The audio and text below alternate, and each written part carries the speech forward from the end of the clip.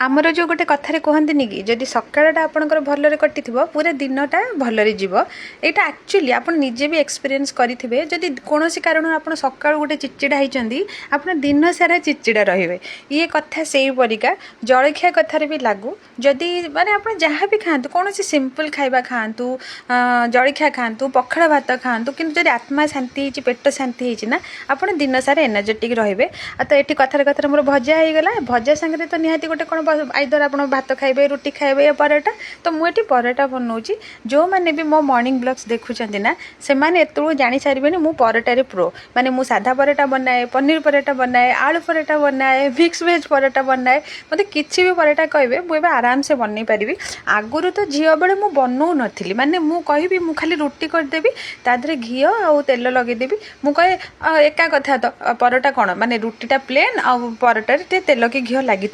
किंतु एबे तो छाड़ू समय सहित आप सब शिखीजे पुणी मु पुणी मोर गोटे पुअर माँ हेली जिते बड़े ता डिमांड भी पुणी रोचे घरे भी समस्ते खाइबे तो ये मोर पराठा रेडी होगला मु फर्स्ट समस्त खाया देदेवी मोर सेमती किसी नहीं मोर खाली पेटर आग चा जोटा कि अल्दो मु प्रमोट करूनी खाली पेट चाटा भल बिल्कुल नो मु आउथर भी कहूँ खाली पेट चा बिल्कुल भी भल नुह किंतु कथा हूँ